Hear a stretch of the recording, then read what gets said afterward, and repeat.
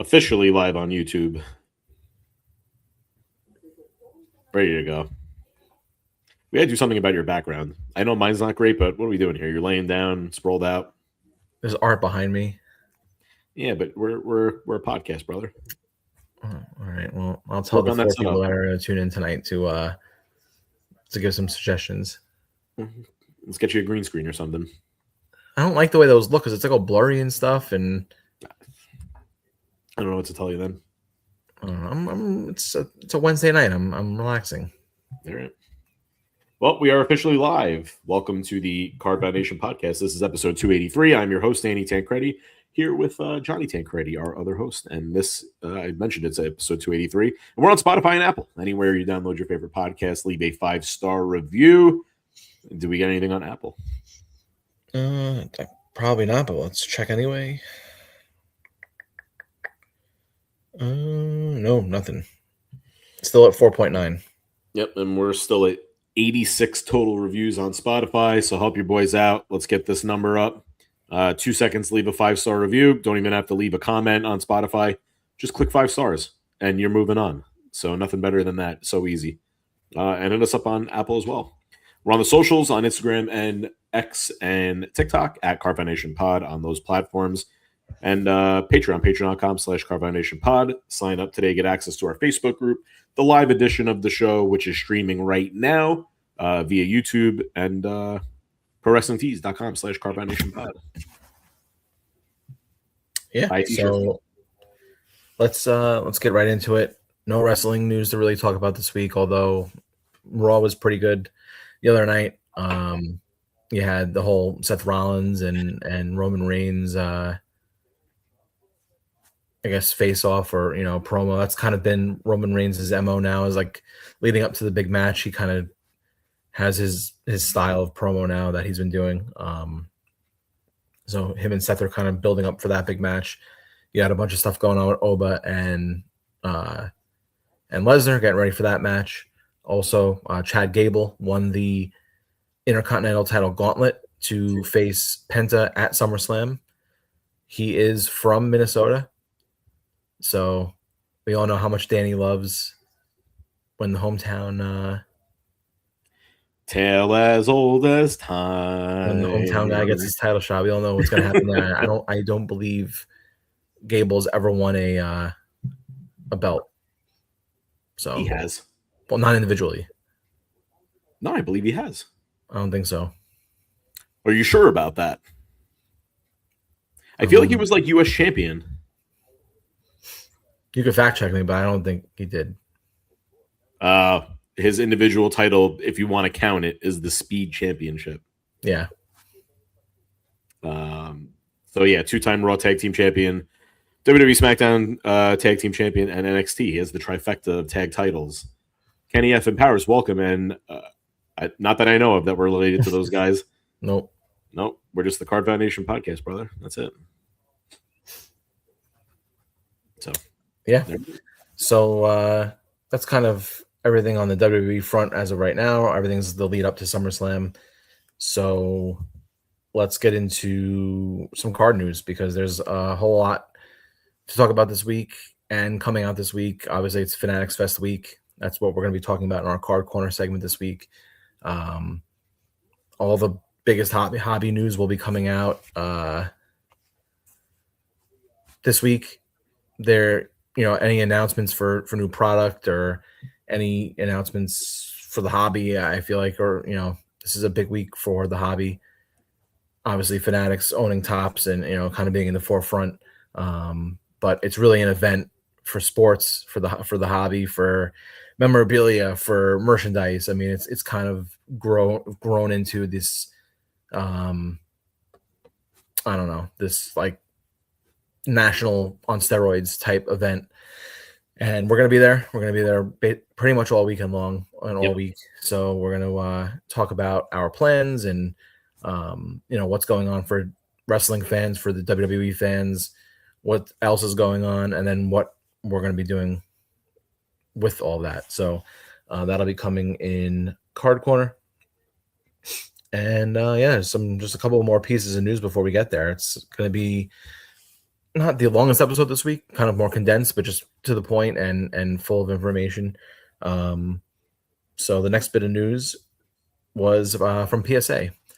So PSA made an update on their backlog, and they are currently at 11 million cards to go. Well, which is really 6 million to go before they open up, because I believe they want to get down to 5. That was the initial goal when they had shut down, right, in July. So now June or July, the shutdown. What was that? The shutdown was in June or July? June. Time's flying now.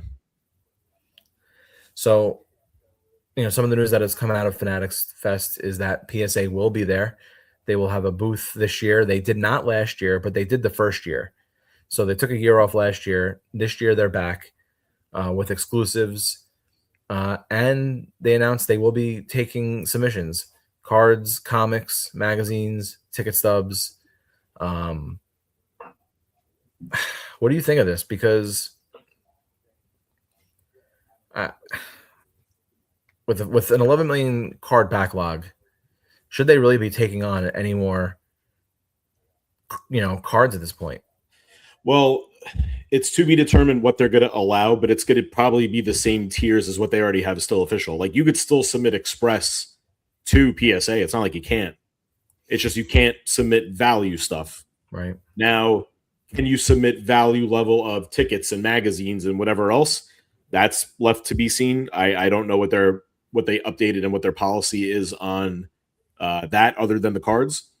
But they have done a good job of getting the backlog done. I mean, they posted on June 9th that their backlog was 14 million cards or 14 million items.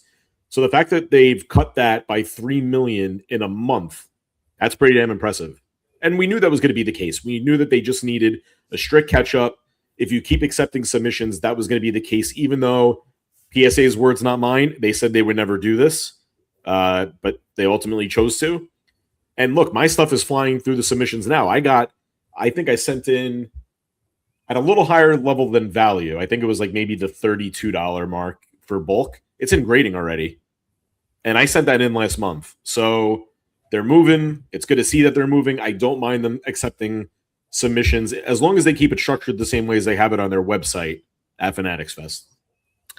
Well, hopefully it's not a whole lot of 8s and 9s there, brother, because that's the one thing I think I'm afraid of. This is the money shot right here. It's we know it's not the sports cards people that cause the backlog. It's TCG. So, maybe they're able to clean up on the Pokemon, Magic, and the One Piece a little bit. Yeah, I mean, I think ultimately that just needs to be a separate entity of PSA at this point. They should really just have a sports cards kind of section and then a TCG. They should make a new factory just for TCG. Yeah, they should, because the demand is there, and it would keep the non TCG collectors it would keep things moving. It would keep it fluid. Yeah, we really shouldn't have anything to do with what's going on with them. Right. And now I would even say the grading has to be different of those. Chrome style card, or like even a top regular base is going to be a different paper, different material, different cut than it is the Pokemon and trading card games. So why even keep that under the same umbrella? Just open up a new factory. They said they were ready to invest millions, and the brand itself of the owners of PSA, was it Collectors is making billions. So there's no reason why it can't be put back into setting up some new either factory lines or a new plant to be able to upkeep for TCG. Yeah, and listen, I mean, they have a separate kind of team that's doing the comics and the magazine portion of it. They have a separate entity that goes into the tickets that they're grading.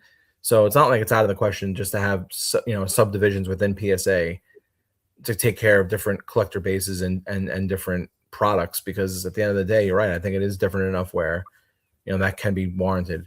And it would just keep kind of things on the sports end moving, which would be good. So we'll see what happens. We'll see how this weekend is with the turnout. I'm curious to see like what that looks like physically being there, and if there's going to be a line, if people are going to be kind of running to go and submit stuff in person, or if like you said, the higher end levels really haven't stopped. So people that are looking to grade may have just been doing it this whole time. So I guess we'll have to wait and see what that looks like. But then some a little bit more news.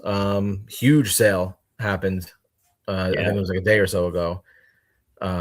The Stone Cold Steve Austin The Rock dual superfractor auto from Topps Chrome has sold. Yep. And it sold for just about $83,000. That just knocked me a little bit lower.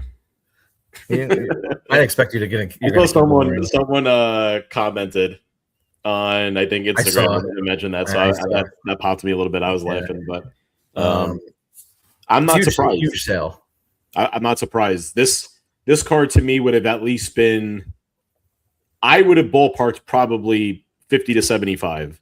The fact that it got 83, though, it's really no surprise. I mean, it's the only time we've ever gotten a Rock Austin dual sign card, and it's the 1 of 1.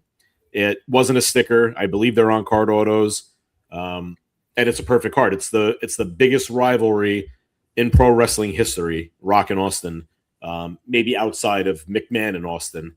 That would be a dual 1 of 1. I would love to see, but the way it's going for Vinnie Mac these days probably will never happen. Yeah, but I mean, listen, the only bigger autos could have, potentially have been like Hogan Macho, which we'll never get. Hogan Andre, which obviously we'll never get. Hogan Warrior, which we'll never get. So taking all the, those guys out of the equation, yeah, I mean, I think this was the was and is the biggest dual auto that you could possibly have, other than, like you said, an Austin McMahon on-card dual auto would be pretty crazy. I would say that would beat that card. I think that the Vince Austin 1 of 1, if it ever were to happen, is a $100,000 card. Wow. How could it not be? For the rarity that Vince McMahon signs, even we used to say that The Rock was rare. Vince, I think at this point in time and where we're at right now, is even rarer. Yeah. I mean, we had Rock sign in Topps Finest. We don't have Vinnie Mac doing that. He's only ever signed, I believe, for, in recent years at least, Transcendent. And somehow they were able to get him for, what was the singular card? Fully Loaded. But other than that, I mean, Vinnie Mac stuff is non-existent. Yeah, and you're right. So that could be the rarer card. That could be the bigger card at this point. But yeah, I mean, it's great for the wrestling card hobby. Yeah, to have a sale like this, in the public eye. It's really going to get the attention of a lot of big time collectors and people within the hobby that, call a spade have kind of looked at wrestling as like, a B or a C tier level entity in the hobby over the last however many years. I mean, yeah, we were not getting many 5-figure sales over the last 10, 15 years. So, but even look at what we got this sale is huge. Look at what WWE cards have produced over the last 2-3 years. Yeah. Randy Orton, 1 of 1 debut patch, or the WrestleMania patch, 42,000. Bianca Belair, 29.5. Tiffany, 22. Jey Uso, 18.6. Those are not numbers to to be slacking about. So, look, to me, it's a double-edged sword. The more attention that wrestling cards gets ultimately will be a good thing because you get more people producing content.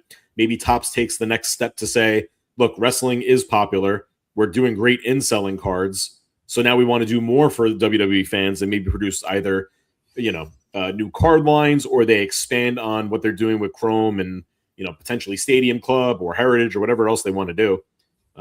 So it needs Fanatics knows the value. Look at Fanatics Fest. I know.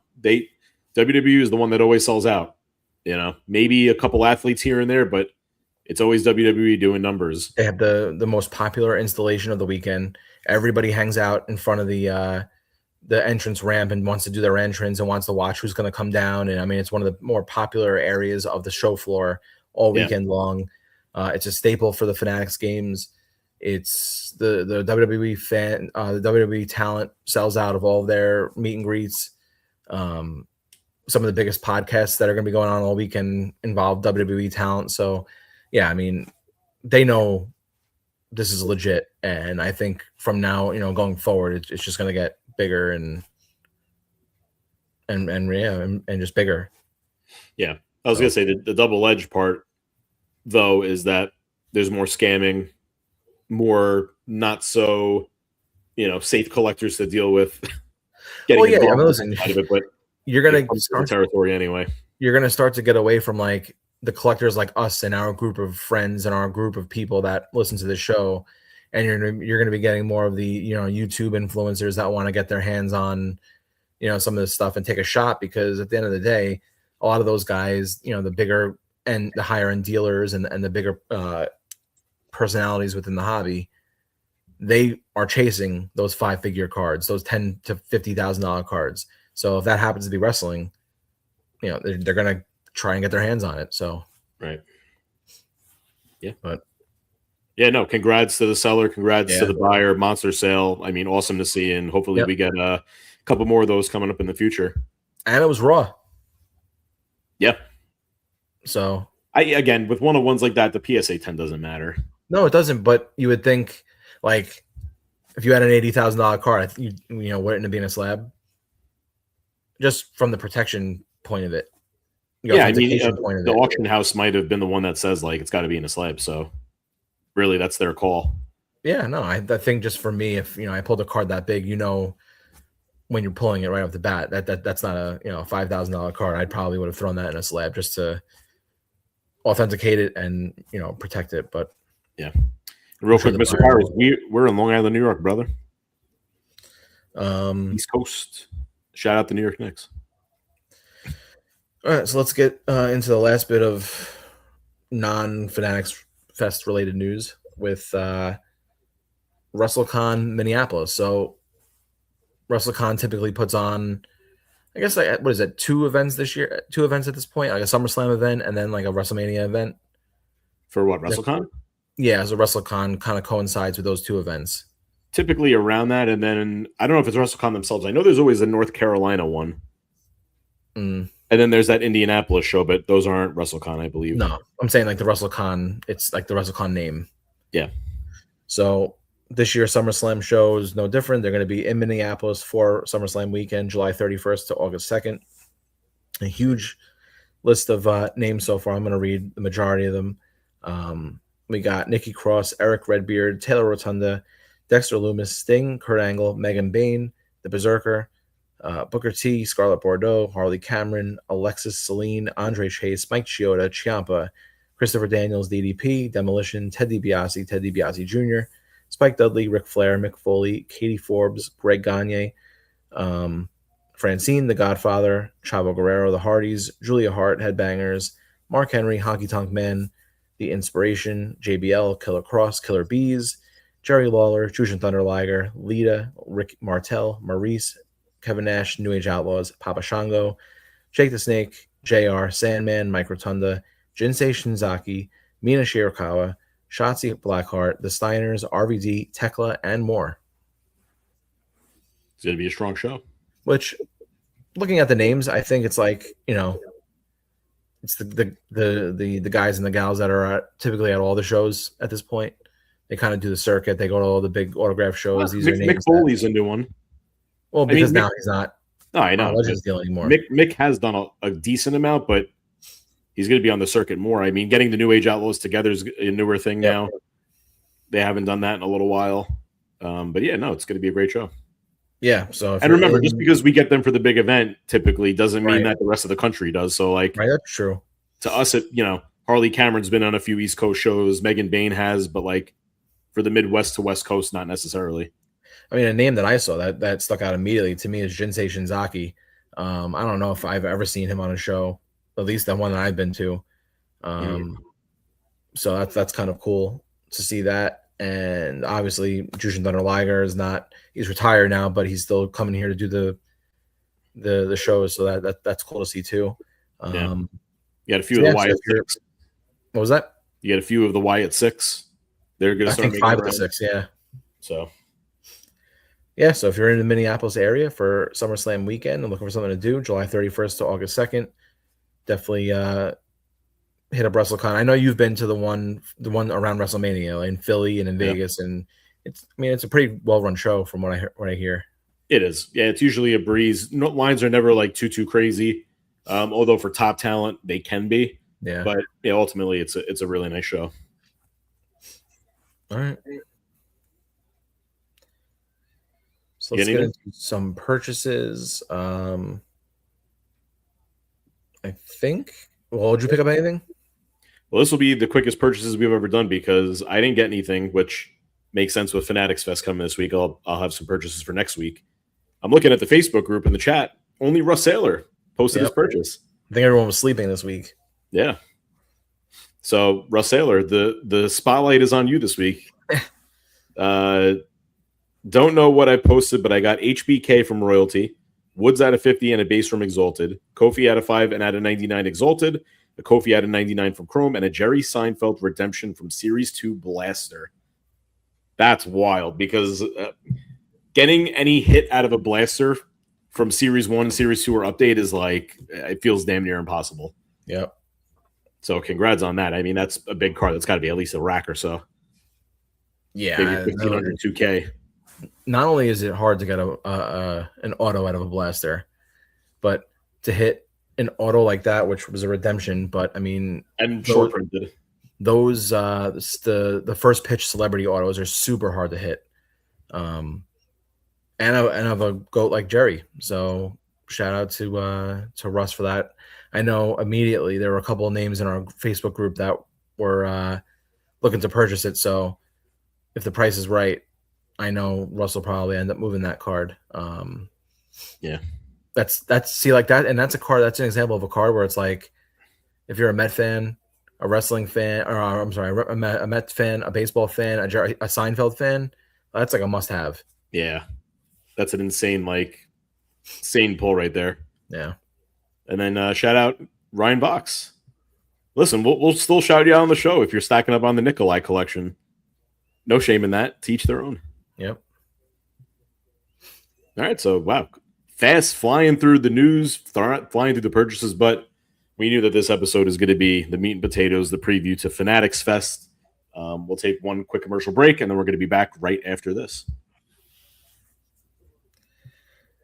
Yeah, welcome back. Welcome back to already the final segment of the show, but it's a big one. And this week it's all about Fanatics Fest 2026, which is quickly become one of the premier events in the hobby.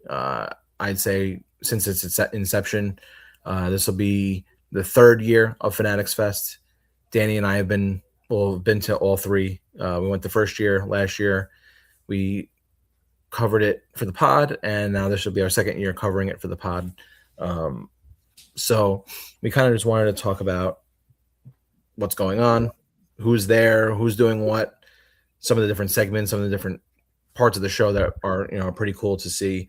We want to talk about our plans, what we plan on doing, and then we'll kind of end it with like how do we feel about the show? Do we think it's worth the trip out, whether you're from within New York, greater tri-state area, or you have to get on a plane to get here? Yeah. So I guess we'll start off with. I was going to take us through the rundown of each day of what to expect for WWE. Okay, so before we do that, I'm going to run through the talent that's going to be there. Please do. I have the full list of WWE talent. Obviously, there's countless amounts of celebrities, NBA players, MLB, NFL, every sports represented, soccer. Yep. But obviously, being a wrestling show, we're going to focus on the WWE aspect of this mostly. So for WWE talent, we have Alexa Bliss, Becky Lynch, Brie Bella, Braun Breaker, Charlotte Flair, CM Punk, Cody Rhodes, Danhausen, Dom Mysterio, Io Sky, Jacob Fatu, Jade Cargill, Jey Uso, Jimmy Uso, Joe Hendry, John Cena, LA Knight, Liv Morgan, Logan Paul, Nikki Bella, Obafemi, Penta, Rhea Ripley, Roman Reigns, Stephanie Vaquer, Tiffany Stratton, Tommy Dreamer, with the podcast, with his podcast. Also, Trick Williams, Trish Stratus, and Undertaker. You forgot one name. WrestleMania 41 main eventer. Fiend. Wow. Travis Travis Scott. Scott will be there. Yeah. And yeah, it also doesn't help. Former WrestleMania 14 star and main eventer Mike Tyson. He is, yep.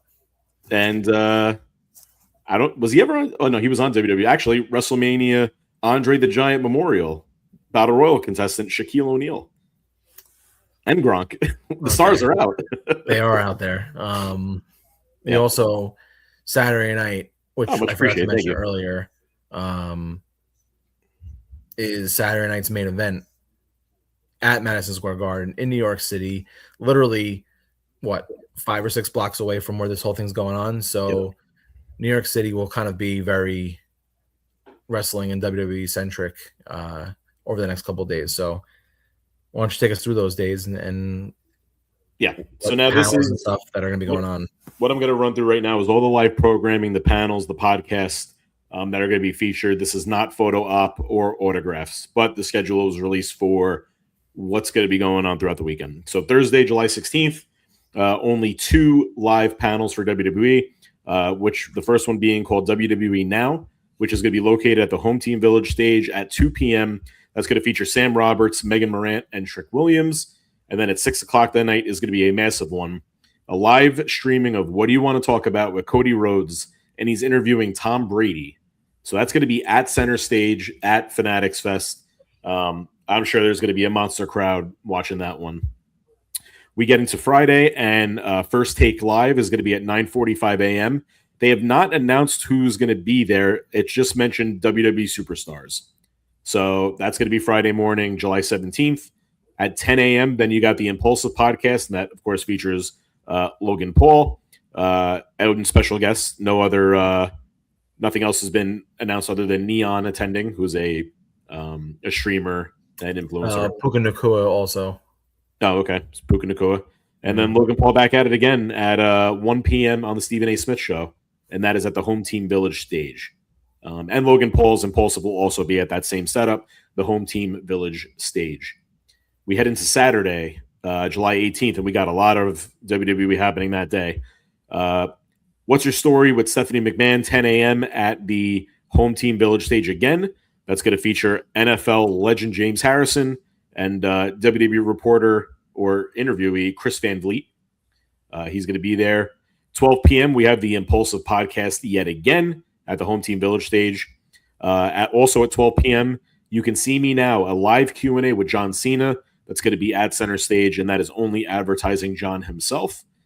12:30 at the Dick's Sporting Goods podcast stage, we got Chris Van Vliet and Insight interviewing The Undertaker. So interesting that they would put those on at the same time for people not being able to make it to either side. You're going to have to pick one probably if you want to view. And then 5 p.m., once again, WWE Now, which is going to be at the Home Team Village stage, Sam Roberts, Megan Morant, and LA Knight. We get to the final day, Sunday, and only a couple things lined up, but the big one's going to be the matinee in the afternoon. We're starting at 10 a.m. What's Your Story? Stephanie McMahon podcast interviewing Michael Cole at the Home Team Village stage.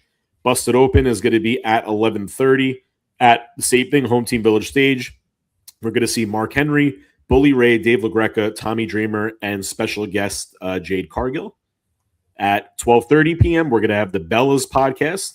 They're going to be at the Dick's podcast stage at the show. And then finally, the WWE SummerSlam kickoff event at the theater with multiple special guests, and it's being ran by Michael Cole and Peter Rosenberg. That's at 1:30. So that's an event where we actually were there last year. We were in I think the second row for that, and it was live on Peacock at the time.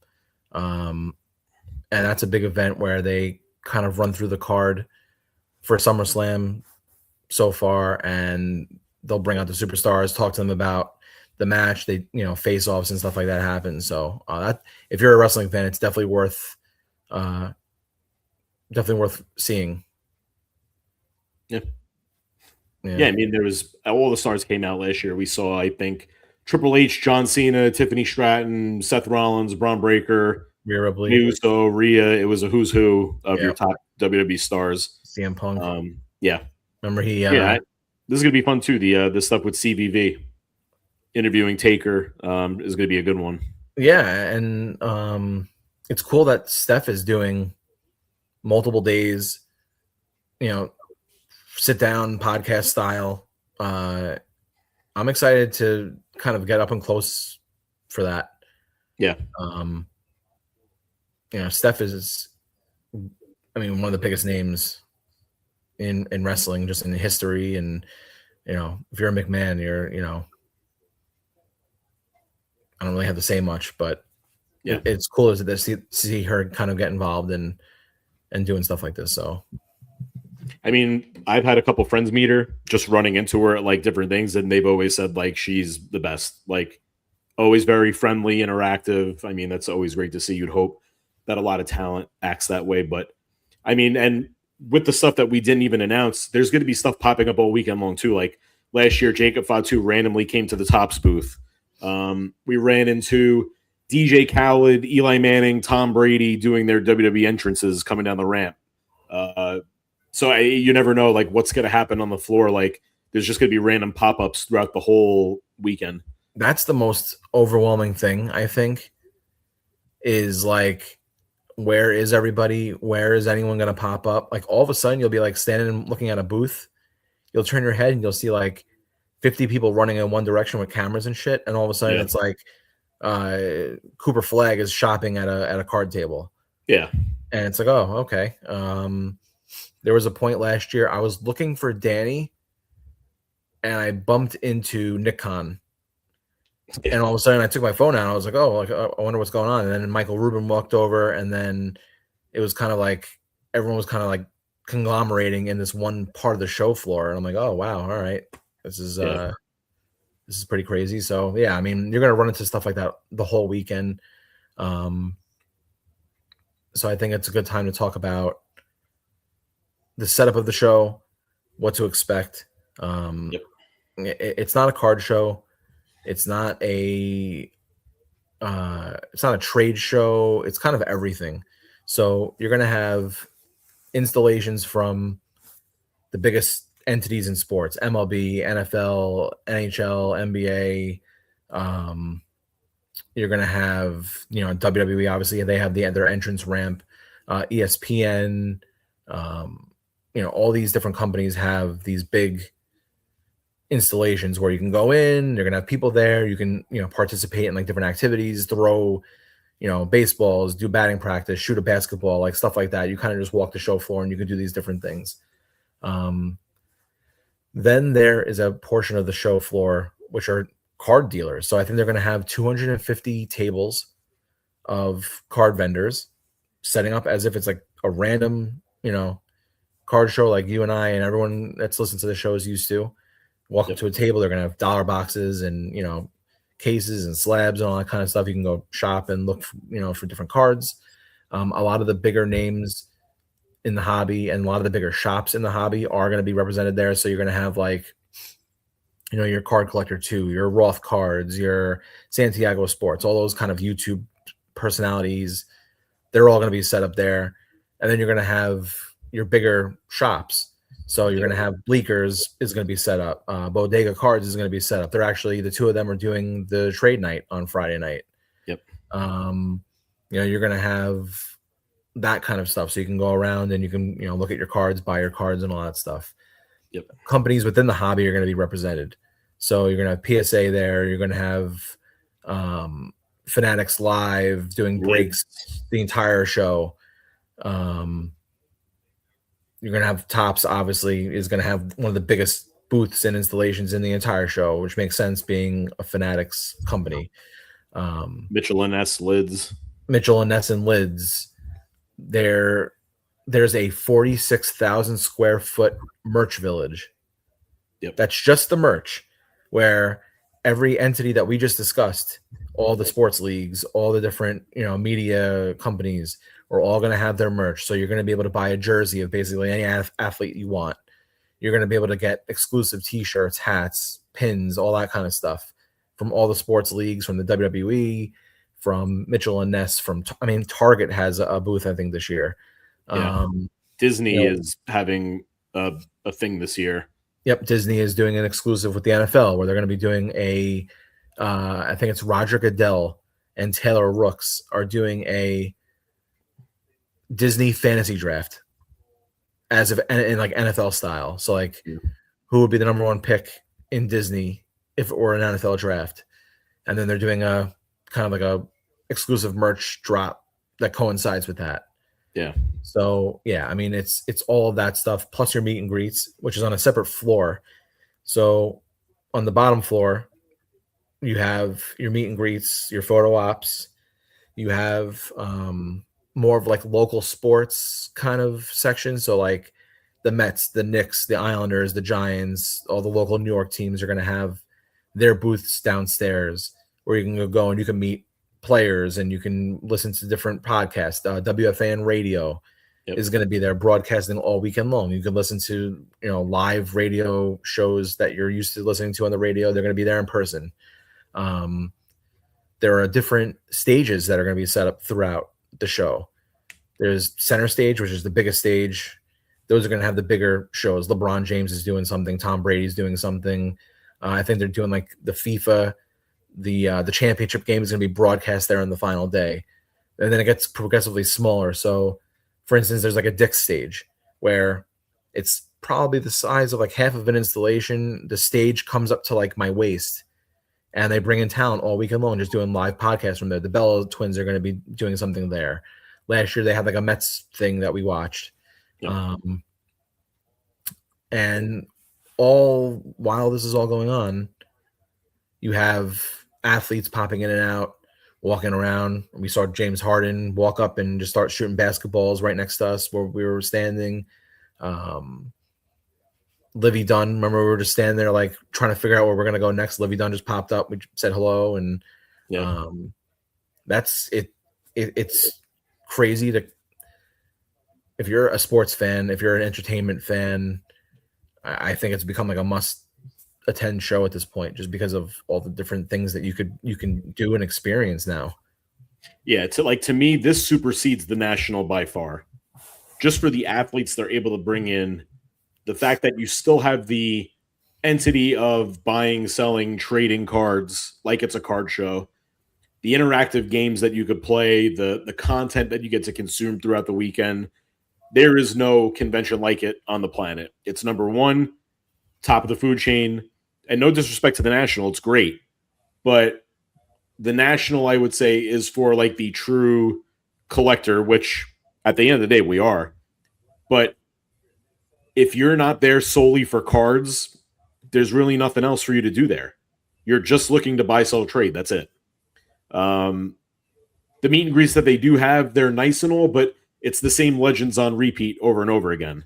Yeah, like they don't get any modern athletes to really come over, except maybe a couple for like the city that they're in. Yeah. So I think Chicago this year, I thought there might have been like a couple of Cubs that were coming. I can't remember if it was last year or this year, but Giannis appeared at the show. But other than that, like, it's not a great meet and greet show for like the type of talent you could meet at Fanatics Fest. Like, where else in the world do you get to go meet,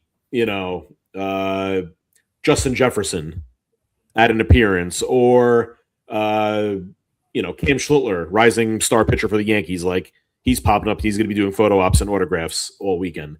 Now, it's the usual for WWE. We're used to these style of events where, it's WrestleMania, so there's a million photo ops and autograph opportunities. So WWE's become the staple of that. But in terms of being fans of multiple sports like we are, like, we're not just WWE fans at the end of the day, but we watch baseball, basketball, football, even soccer for the World Cup. We're watching that. We watch golf on the weekends for all the big tournaments. Like, if you're a sports fan, there's no place like it in the world.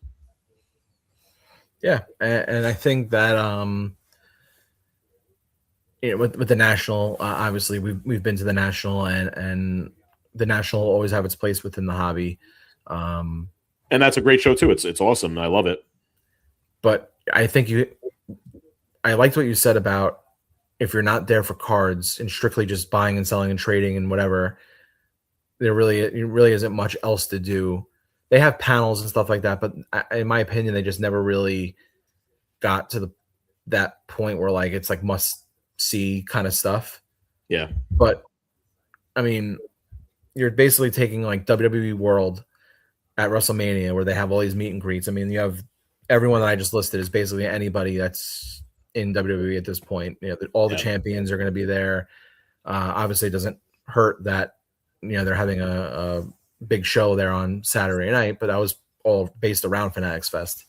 But yeah, I mean, you're going to be able to go from meeting Cody Rhodes to meeting Mike Piazza to meeting Justin Jefferson to meeting Victor Wembanyama. Then you can go watch LeBron do a podcast.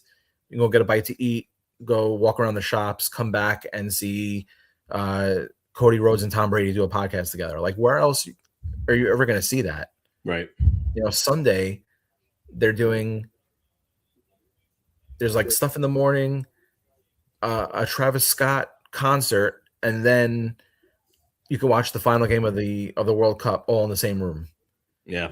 You're not going to see that anywhere else. And I think that's one of the coolest things is also the element of surprise of like, yeah, these are all the people that are listed, but that's nowhere near who's going to be here.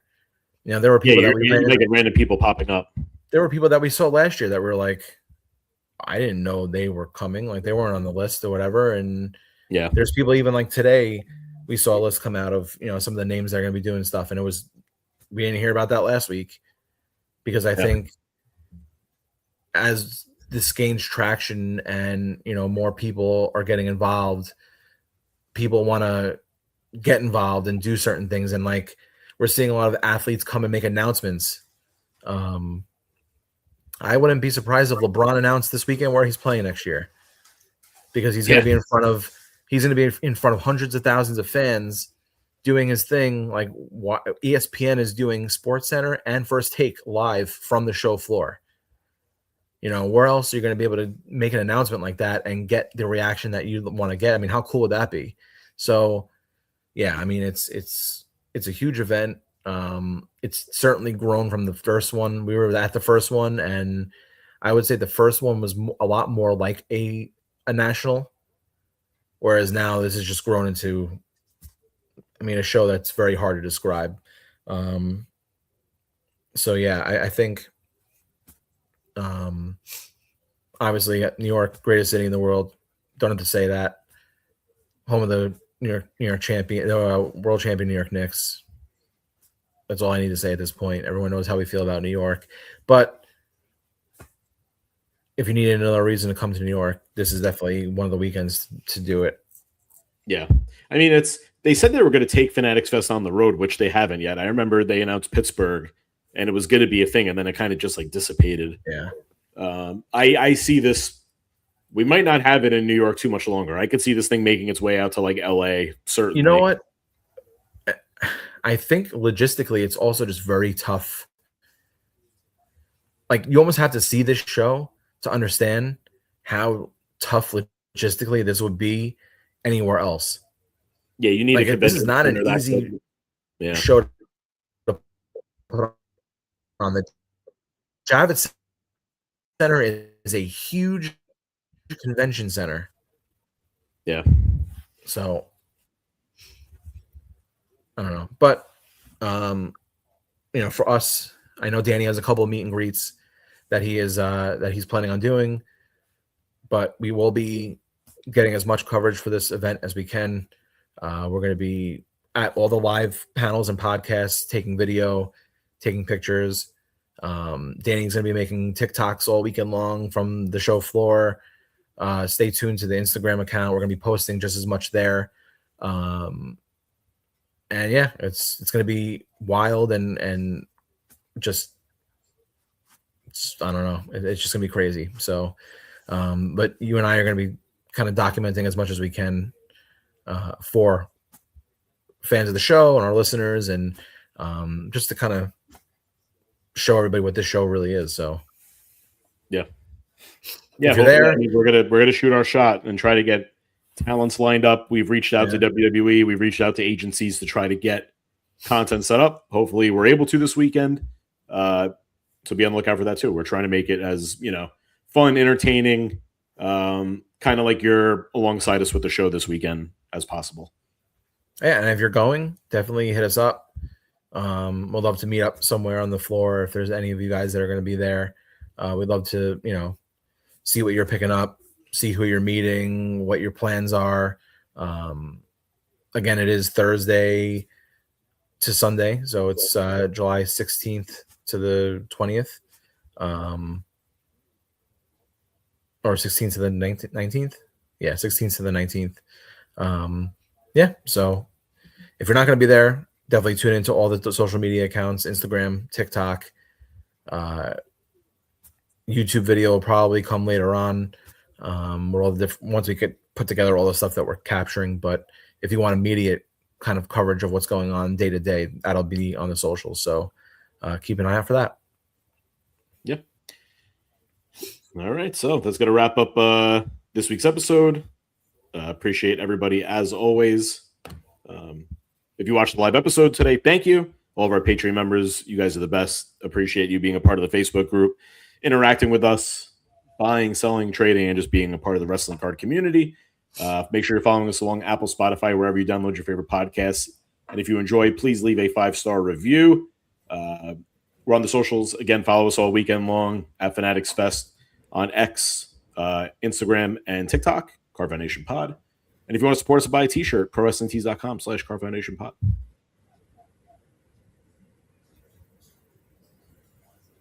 Yeah. And not much else to say. I'm going to go get some rest because my feet already hurt. So we'll be up early and ready to go for tomorrow.